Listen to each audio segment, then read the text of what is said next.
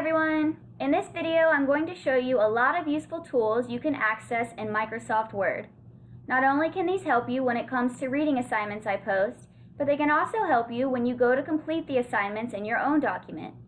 For the tools I'm going to show you, there will need to be words already typed in the document, which is why these will be great to use when you go to open up my assignments. For this video, I've gone ahead and typed in some ideas of how to stay busy at home to show you the tools. Once you've opened up the Word document, the first thing you'll want to do is go to the View tab. Then you're going to want to click on the Immersive Reader button, which is right here, and it's going to take a second to load.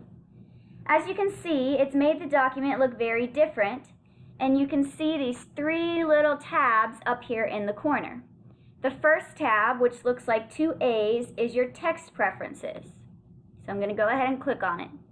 The first thing I can do is I can make the text really big, I can make it really small, or I can bring it back to normal. Now I will tell you, for one of the tools to use later, you will need to have it on 28 or smaller to be able to use one of the tools, and I'll bring that back up. So if you have bigger than 28, I'll let you know which tool you can't use later on. The next thing under here is increase spacing. If I turn it on, it has added extra space between lines and extra space between words, which can help you keep up with which line you're on, because I know sometimes when we're reading we might accidentally skip a line if they're too close together, so this can help with that problem.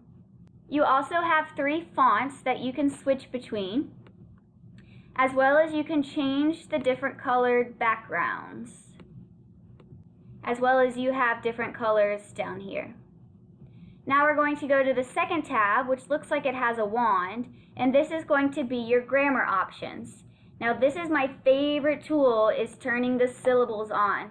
So before we turn the syllables on, we may look at this word. I'm going to click out of this tool bar to get it away. We may look at this word right here and we may say, wow, that's a really big word. I'm not sure if I can read that. Well, let me go back to this wand. I'm going to turn the syllables on. I'm going to click back out of it. And now I can look at this word again. And it says in. Well, I can read that. I can read ter. And I can read this last part because I know my two-vowel rule says the first one says its name and the second one is silent. So it would say tained. So I know the whole word is entertained. Entertained. So the syllables tool can really help you with reading words that we're not familiar with. The next thing under this tab is parts of speech. It can label them by color only, or if you want them to actually put the labels of what the colors are, you can add that to the top of each word as well. I'm going to go ahead and turn those off. And now we're going to go to our last tab up here. It looks like a little book, and that is our reading preferences. Now, this is where that tool comes in earlier where I said over here, if you have it bigger than 28, you won't be able to use one. Line focus, when I turn it on, it's going to make it only show you one line at a time. So I'm going to click out of my toolbar. It gives you these arrows right here that helps you move down one line at a time, or you can go back up. Now, right now it has it on one line at a time. I'm going to go back to that tab. It can also do 3 lines at a time or 5 lines at a time.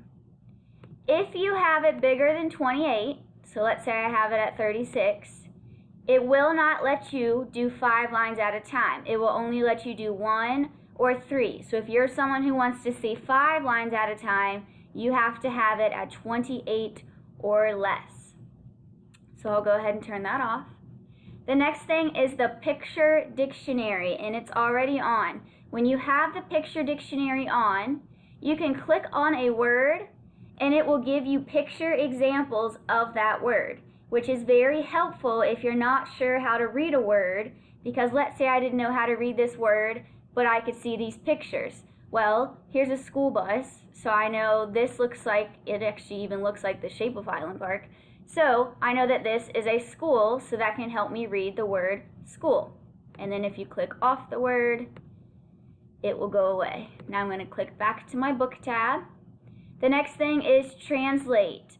it will give you a whole lot of languages that it will translate it into. So you choose one. Now, if you choose by word and you click on a word, it will give you the translation one word at a time. If you want the whole document to be translated at one time, you click the Document tab. Now every single word has been translated. So I can turn that off. Now if you've noticed, when I've been clicking on all these words, you'll see this little speaker symbol. If you click on it, Mrs. it will actually read the word to you. Now, I encourage you to try to use your strategies first and use all the other tools that I've already showed you in this video to help you sound out the words to try to figure out what it is before you have it read it to you. But if you've tried all those other strategies and you're still not quite sure what the word is, or if you want to check yourself, then you can have it read it to you. Now, to get to the next tool, we need to exit Immersive Reader using this arrow on the left. Then we need to go to the Home tab. And then we're going to use the Dictate tool, which is right here. And I'm going to push that button, and I'll tell you why in a second. So, the Dictate tool will bring up this box at the bottom. This middle button right here, if you click it, it's going to listen to what you're saying, and it's going to type what you're saying. So if you notice, everything I'm saying right now, it's typing for me. I'm going to click the button again, and now if I continue talking, it's not going to type. So if you click it once, it's going to start typing. If you click it again, it stops listening to you. Now if you notice, there are no periods in these sentences.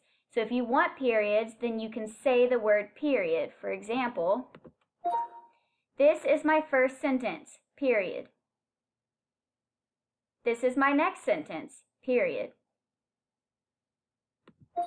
Notice how it added periods at the end.